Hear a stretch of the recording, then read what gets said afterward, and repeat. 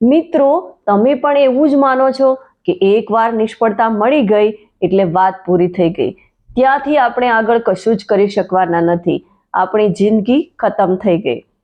જો હા, તો આજનો આ વિડીયો તમારી વિચારસરણીને બદલી નાખશે.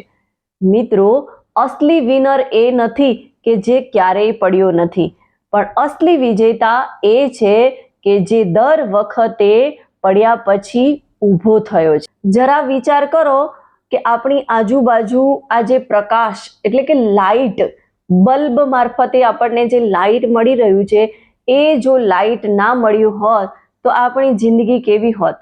અંધકારમય હોત. કેમ કે અત્યારે આપણે 1 મિનિટ પણ લાઇટ જાય તો આપણે ધુઆપુઆ થઈ જઈએ છીએ, ઇરિટેટ થઈ જઈએ છીએ અને બેચેની અનુભવીએ છીએ કે લાઇટ જતું રહ્યું, આવું થયું, તેવું થયું. તો વિચાર કરો કે આ લાઇટ આપવા પાછળ એટલે કે આ બલ્બની જે એમણે શોધ કરી છે એ થોમસ આલ્વા એડિસને 1000 વાર નિષ્ફળતાને એટલે કે ફેલિયરને એમણે ઝેલી છે.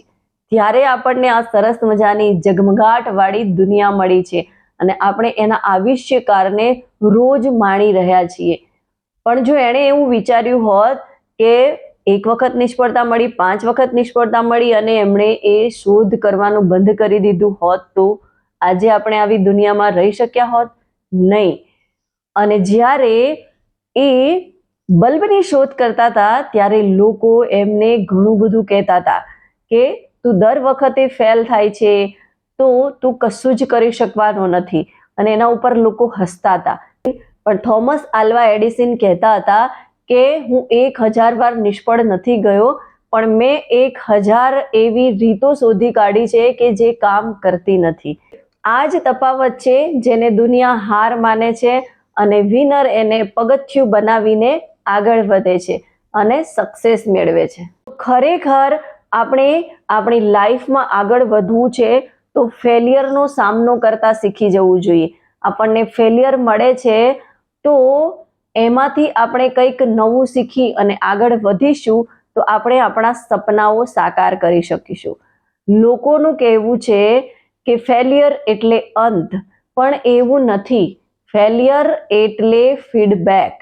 કેમ કે આપણે ફેલિયરમાંથી ઘણું બધું શીખતા હોઈએ છીએ. ફેલિયર આપણને કંઈક ને કંઈક નવું શીખવાડે છે, એ આગળ વધવા માટેનો એક નવો સ્ટેપ આપે છે, એક નવા નેક્સ્ટ લેવલ પર લઈ જાય છે. અને ઘણીવાર તમે જોયું હશે કે આપણે દોડમાં જઈએ છીએ ત્યારે આપણે સારી રીતે ફોર્સથી દોડી શકીએ એના માટે એક પગલું આપણે પાછું લેવું પડે છે. અને આ પણ એવી જ વસ્તુ છે, નિષ્ફળતા એ આપણને સફળતા તરફ લઈ જાય છે. જો નિષ્ફળતાને પકડી અને આપણે બેસી રહીશું તો આપણને સફળતા મળવાની નથી. પણ નિષ્ફળતા મળી છે એની પાછળનું કારણ શું છે, એમાં આપણે શું ભૂલો કરી, એ બધું જ આપણે જાણી અને આગળ વધીશું તો ડબલ રફતારથી આપણે આપણા ગોલ સુધી પહોંચી શકીશું અને આપણે સફળતા મેળવી શકીશું, વિનર બની શકીશું. દરેક નિષ્ફળતા તમારી આગલી જીતની તૈયારી છે. જો તેને અંત માની અને બેસી જશો તો હારી જશો, પણ જો એને પ્રોસેસ સમજી અને આગળ વધશો તો જીતી જશો.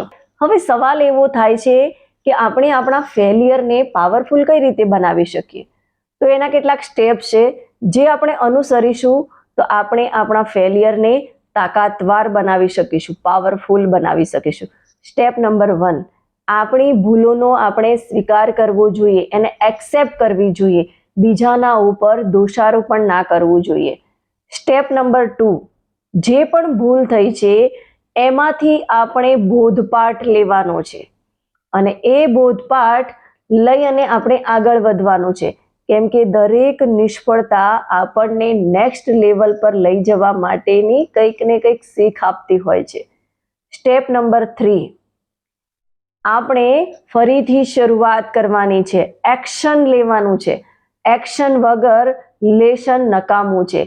એટલે કે કોઈ પણ નવી શરૂઆત આપણે કરવી જ જોઈએ, ત્યાં અટકી જવું જોઈએ નહીં. જો આપણે ત્યાં અટકી જઈશું તો આગળ નહીં વધી શકીએ, તો આપણા લેશનનો કોઈ મતલબ નહીં રહે. એટલે આપણે ફરીથી શરૂઆત કરવી જોઈએ.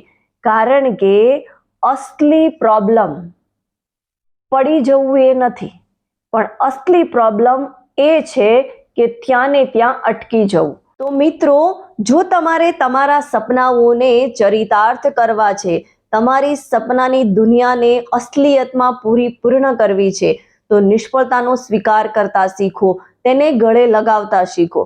કારણ કે દરેક વખતે પડીને ઊભો થનાર વ્યક્તિ જ અસલી વિનર છે. અને એટલે જ આજે જ નિર્ણય કરો કે નિષ્ફળતા મને રોકી નહીં શકે, પણ એ મને વધારે મજબૂત બનાવશે. અને આ વિડીયો જો તમને થોડો પણ ઇમ્પેક્ટફુલ લાગ્યો હોય, શક્તિશાળી લાગ્યો હોય, તો એને જરૂરથી શેર કરો, જેથી કોઈ બીજી વ્યક્તિ પોતાના ફેલિયરમાંથી કંઈક શીખી અને આગળ વધી શકે. અને હા, કમેન્ટમાં મને જરૂરથી જણાવશો કે તમારા લાઈફમાં એવી કોઈ ફેલિયરની ઘડી આવી હોય અને એમાંથી તમે શીખી અને આગળ વધ્યા હો. વિડીયો ગમ્યો હોય તો એના વધારેમાં વધારે લોકો સુધી શેર કરો અને મારી આ ચેનલને સબસ્ક્રાઇબ કરો. મળીશું નવા વિડીયો સાથે. ત્યાં સુધી કુછ કર દિખાઓ એસા कि लोग बनना चाहे आपके जैसा.